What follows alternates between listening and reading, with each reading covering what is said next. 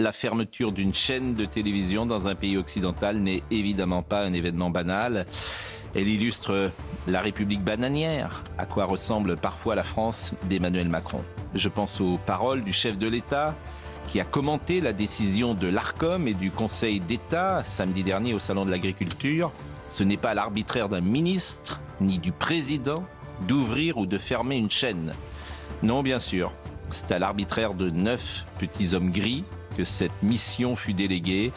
Appelons ça le corps intermédiaire exécuteur des basses œuvres. Ne soyons pas dupes, les arguments du Conseil d'État n'ont aucun sens. La décision est politique. Qui a appuyé sur le bouton ? Difficile de croire à la neutralité d'Emmanuel Macron. Cyril Hanouna a annoncé hier soir son départ pour W9 et le groupe M6. Formidable pied de nez fait à l'Arcom. Elle voulait invisibiliser Hanouna. Les dirigeants de M6 n'ont que faire des amendes que C8 a payées. L'Arcom a affaibli le groupe Canal+ et renforcé le pôle télévision de M6. C'était peut-être le but. M6 a compris que Hanouna restait une valeur sûre du PAF, une des plus puissantes, capable sur son seul nom de déplacer le public. L'Arcom ne peut rien contre le succès d'un animateur. Il n'existe qu'une règle dans nos métiers, elle est vraie pour tous ceux qui sont allés vers le public. Des hommes politiques jusqu'aux artistes, d'un comédien, d'un chanteur ou d'un présentateur de télévision. Le seul talent, c'est de plaire. Et contre ça, l'Arcom ou le Conseil d'État ne pourront jamais rien. Ce pays marche définitivement sur la tête. Le tribunal administratif de Toulouse a annulé hier l'autorisation environnementale octroyée à l'État pour l'achèvement de l'A69. Des travaux avaient été engagés. Des gens avaient été déplacés, des maisons avaient été... Donc des gens qui habitaient dans des maisons avaient été expulsés. Ce pays devient complètement fou, complètement fou. Et une minorité, une poignée d'écologistes, des minorités actives, a donc fait plier le gouvernement. C'est un peu comme... Décision de justice. Oui, décision de justice, mais... Toujours la même. Oui, décision de justice. De justice. Oui, décision de 300 millions d'euros qui avaient déjà été... Décision de justice idéologisée, bien évidemment. Et on parlera tout à l'heure de la presse, et je vous dirai ce que j'ai lu ce matin à droite à gauche, mais peut-être que tout le monde ne connaît pas ce sujet. La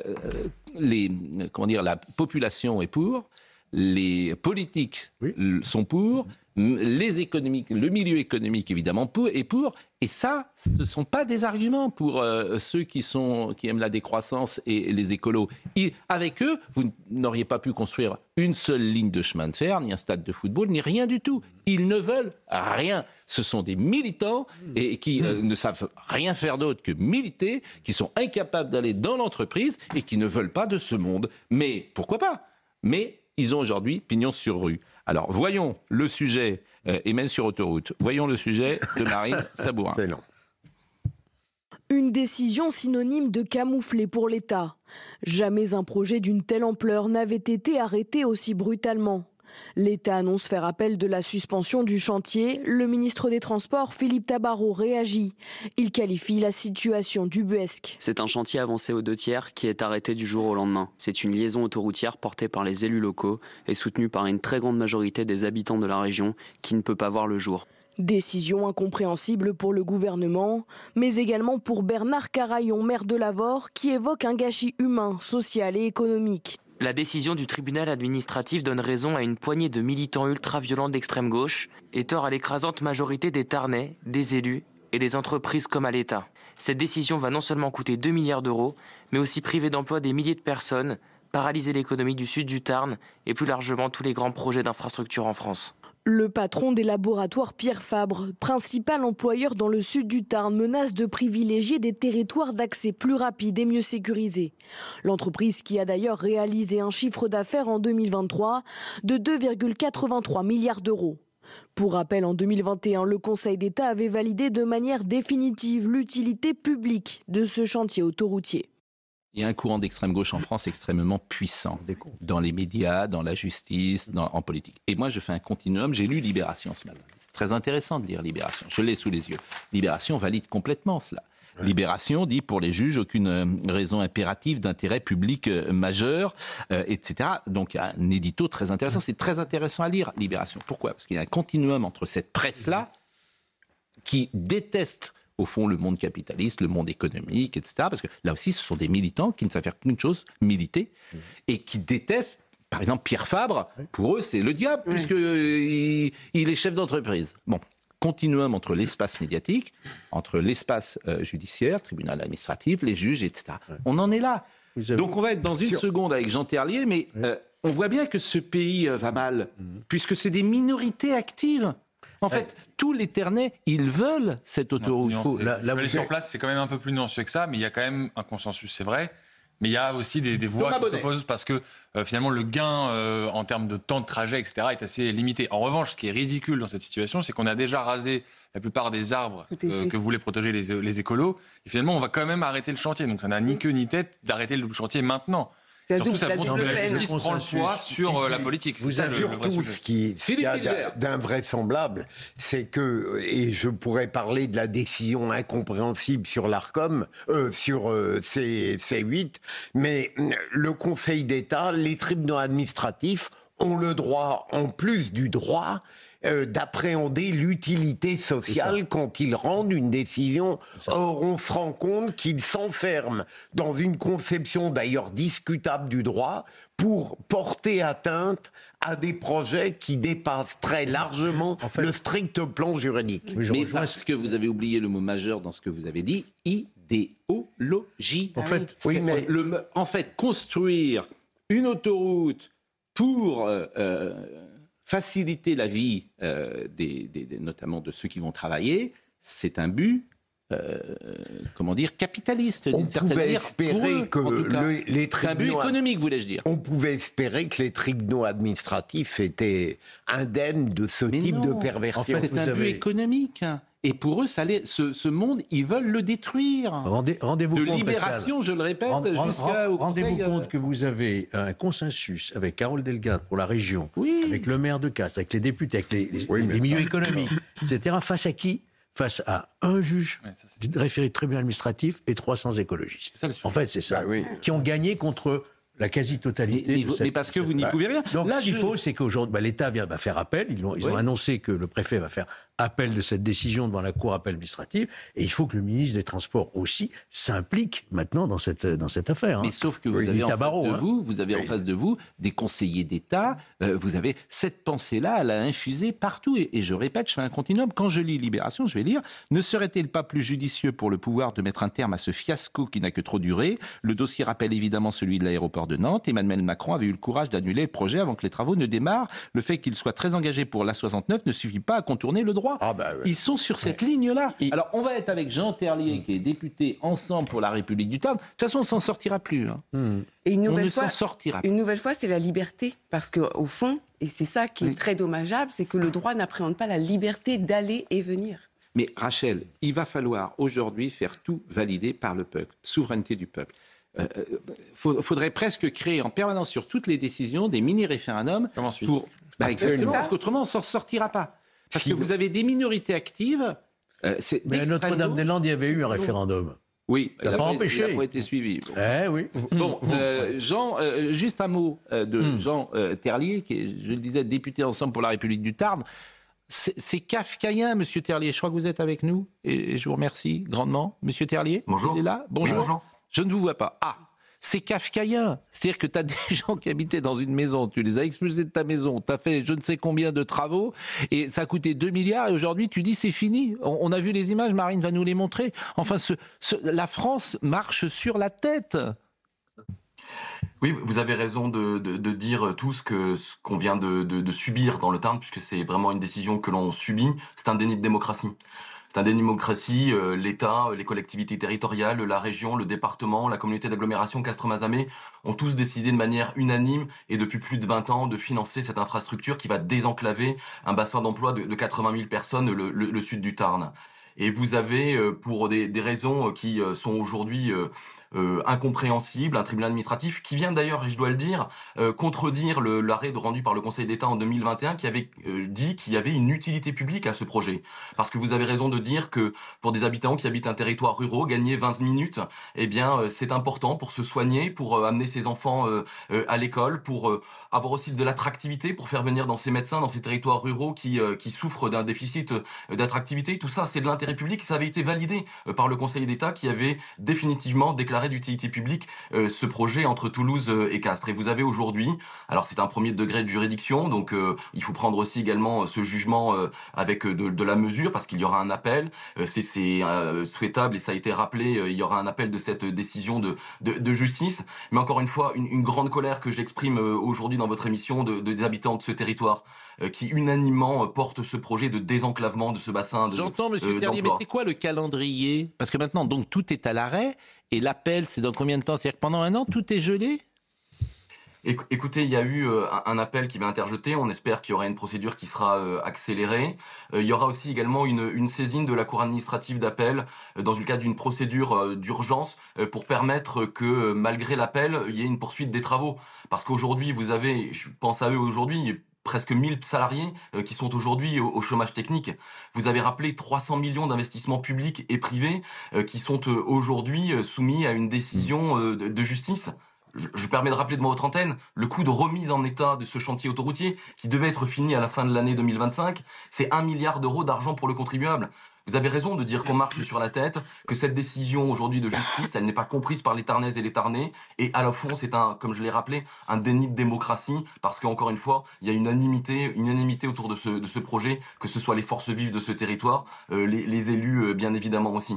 Merci Monsieur Terlier, vous êtes député Ensemble pour la République du Tarn, et je vais finir l'éditorial de Libération parce que je le trouve tellement révélateur, parce que ce sont les mêmes gens, et pourquoi pas d'ailleurs, ils ont le droit de penser ça. Simplement, évidemment, ils ne sont pas majoritaires.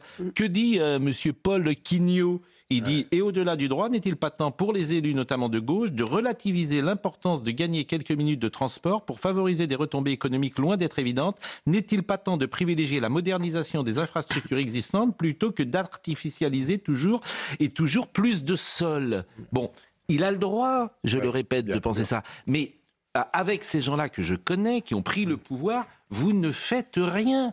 Ni un stade, ni un aéroport, ni une autoroute. Vous aurez toujours une association écologique, puisque ce sont des militants et que eux, ils ne sont pas dans cette vie-là. Des militants, voire même des zélotes, puisqu'on est en plein dans ce que Régis Debray avait qualifié de siècle vert, c'est-à-dire que l'écologisme est devenu la religion séculière du XXIe siècle qui nous condamne à la léthargie sur le plan économique. 2 milliards d'euros perdus pour les dépenses publiques, des services publics, pour l'emploi. Joachim Le Floch-Imad. On est un peu, vous savez, comme dans ce conte des frères Grimm où des souris sous emprise sont précipitées vers la rivière, sauf que ce n'est plus un mystérieux joueur de flûte qui nous y conduit, mais les tenants de l'écologie punitive au détriment des Français et de la démocratie, encore une fois. Mais c'est ça, moi, et dans tous les... Donc, toujours la même chose, 2027, il faut que ce soit le grand reset. Je ne sais pas qui portera ça, mais ce n'est plus possible, en fait. Tout revoir. Oui, faut tout refaire. Et ça va pas être simple, hein. Parce que ça va pas être simple. Hein. Faut trouver la perle rare. Oui, absolument. Faut trouver la perle rare. Qui renverse la table. Mais au-delà même de l'incarnation, des idées. C'est-à-dire que vous ne pouvez pas aller en permanence contre la souveraineté des gens. C'est redonner le pouvoir au peuple. Oui, voilà. Et aux politiques.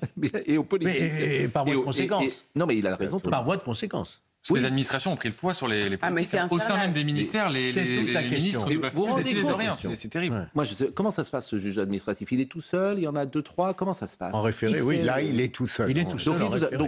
Donc, c'est une personne, peut-être qui a...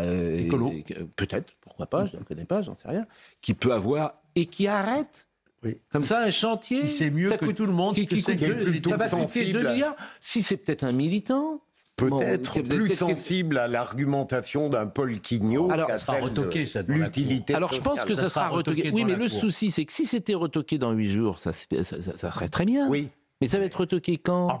Non, mais c'est une procédure rapide, là, en référé. Donc là, à votre avis, ça peut être... Oui, c'est pas au fond, c'est toujours sur ces mesures pour demander que ça s'applique quand même, quoi. Bon, Enfin, une nouvelle alors fois, là, ça Les renvoie... travaux puissent continuer en attendant. Mais la rien n'est gagné. Hein. Ouais, mais ça renvoie une image de la justice, une nouvelle fois, qui n'est pas terrible.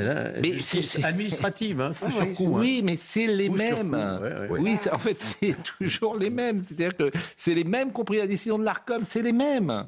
C'est les mêmes profils. C'est Napoléon qui avait créé ça, hein, la justice administrative. On est les seuls en Europe. Ouais, hein. les seuls. Mais On est les seuls en Europe pas à libre avoir ce matin. un ordre. Je crois pas qu'il y ait beaucoup de prises dans les...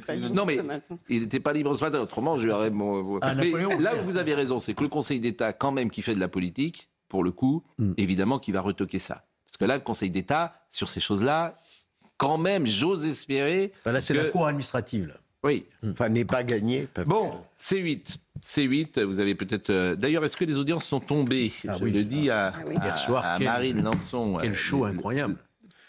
Les audiences d'hier, vous avez regardé? J'ai regardé jusqu'au bout, parce que je voulais savoir où il arrivait. Moi. Oui, moi aussi. Oui. Bon.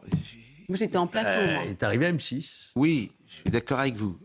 Donc c'est un formidable pied de nez, ça affaiblit quand même le groupe Canal+. Oui. C'est une mauvaise nouvelle pour nous, disons-le. Ils ont bien compris, M6, l'avantage d'avoir avec eux Cyril Hanouna. Il y a au moins une chose positive, c'est que les salariés qui étaient avec Cyril, ils retrouveront du job. Donc ça, c'est une bonne chose. Simplement, je ne peux pas vous dire que je suis très heureux que Cyril Hanouna quitte notre groupe. Bon. Il est toujours à Europe 1. Pardon? Il est toujours à Europe 1. Il est toujours à Europe 1, exactement, jusqu'au mois de juin. Ah oui. Après, si j'ai bien compris, il sera effectivement peut-être sur Fun Radio, si j'ai bien compris. Ah oui, c'est ça. Peut-être que je peux vous lire 3 millions, me dit Marine. Ah oui. 3 millions. Maxime Saada a écrit que l'on aime le PDG de Canal+, que l'on aime ou pas une chaîne de télévision, sa disparition est toujours une perte. Dans le cas de C8, elle est pour moi tragique. Tragique car 9 sages de l'Arcom, en choisissant de ne pas renouveler la fréquence TNT de C8, ont condamné la chaîne à disparaître en la privant de ses ressources publicitaires. Tragique parce que C8 était parvenu à rassembler de plus en plus de téléspectateurs autour de Touche pas à mon poste, bien sûr, mais plus largement autour d'un ensemble de programmes fédérateurs animés par des talents passionnés. Tragique enfin, car cette décision contribue à faire taire, et c'était sans doute l'objectif, des voix, certes parfois excessives, mais pour sûr uniques dans le paysage audiovisuel français. Je pense ce soir à tous les spectateurs et tous les téléspectatrices fidèles qui seront tristes demain de ne pas retrouver leur chaîne. Je pense surtout aux équipes de C8 qui ont mis au fil des ans et depuis près de 20 ans leur créativité, leur persévérance et leur talent pour faire de cette chaîne la première de la TNT. Merci à elle. Je voulais qu'on voit Cyril Hanouna hier soir lorsqu'il a annoncé son départ. Vous aurez votre Touche pas à mon poste dès lundi en direct, 18h40, 21h15 les chéris. Et ensuite, les chéris, donc on va faire ça pour quelques mois, hein, voilà, vraiment pour rester avec vous le plus longtemps possible, peut-être jusqu'à fin avril, on va essayer le plus longtemps possible. Sachez-les, j'ai monté une chaîne qui s'appelle Zoubida TV, c'est vrai en plus, voilà, pour faire ce projet, je vous jure, j'ai signé les papiers en à peine, j'ai signé les papiers pendant la pub de cette émission, ce qui est complètement fou. Et sachez-le, le truc qui est vraiment à retenir, c'est que on sera dans le groupe M6 sur W9 en quotidien et à la radio sur Fun Radio dès septembre, dès le 1er septembre. Merci à eux pour leur confiance. Merci à vous. Bon, c'est d'abord historique parce que C8 était la première chaîne de France en prime time hier soir. Donc Gérald Brice virait, me donnait, Jean-Marc Morandini me donnait les informations. 17,1 de part de marché hier soir. Donc c'est effectivement 10% sur l'ensemble de la journée. 10% sur l'ensemble de la journée. C8, 3 millions à 7. Bon. Qu'est-ce que vous voulez? C'est la réponse. J'adore le terme de sage donné à ceux qui ont pris cette décision délirante. Oui, non, Maxime Saada est dans son rôle. Bien sûr. Non, mais c'est amusant. Voilà, il c'est de l'antiphrase. Moi, j'aurais dit pas sage. Mais on les connaît. Absolument. Mais c'est amusant. Je trouve que c'est triste, pour tout vous dire. Mais c'est surtout ça. Et comment dire, ça va infuser dans l'opinion publique, toutes choses égales par ailleurs. Je ne veux pas dire que c'est le référendum de 2005, que les Français, évidemment, avaient voté non, et puis on leur a fait avaler le oui. Je ne veux pas faire un parallèle, mais ça infuse. C'est-à-dire, c'est le Covid, c'est tous ces sujets-là, une vérité officielle sur le Covid, une vérité officielle sur la vaccination, une vérité officielle sur tout. Ça infuse. Et donc les gens se disent, par exemple, la 69, c'est ça, c'est des petites choses, bien sûr. Et à un moment, les gens, ils vont dire... La liberté d'expression battue en brèche, fini. C'est très important. Et Trump.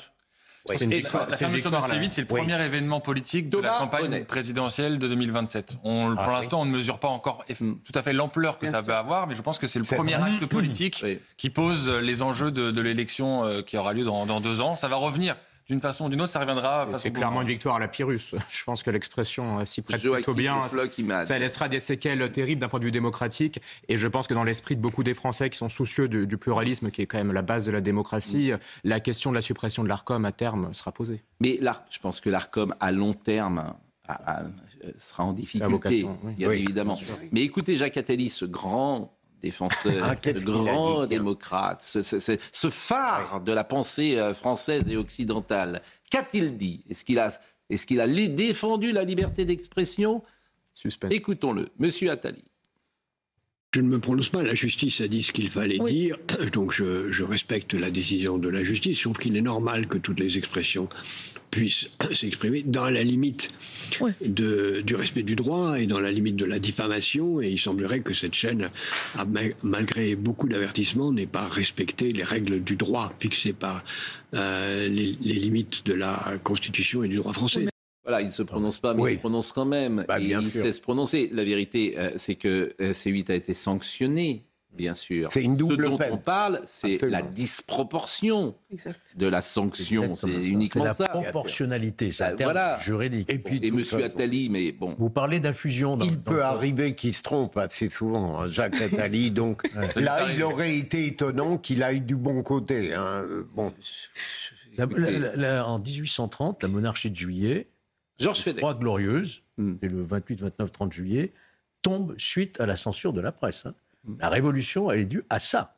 C'est vrai que les Français rouges, dans l'histoire de France, il y a eu plusieurs, notamment même la première révolution de 1789, on ne supporte pas de brider la parole des Français. Voilà. Et ça va effectivement infuser. Cette sonnerie, elle tombe toujours à un moment donné où quelqu'un dit quelque chose d'intelligent. Oui, alors, si vous me permettez, elle ne pourrait pas tomber à un autre moment, puisque tout ce qui s'est dit autour de cette table est toujours intelligent. Oui, c'est vrai. Donc, par définition, vous avez raison. Oui, mais ça tombe toujours sur moi. Oui, alors je pense que je sais je suis entouré de paranoïaques. Je le sais bien. C'est pas quelque chose. Je ne le suis pas pour tout vous dire. Mais c'est vrai que on est dans un milieu de paranoïaques. Oui, c'est vrai. Ça, je suis bien d'accord avec vous. Je rencontre régulièrement.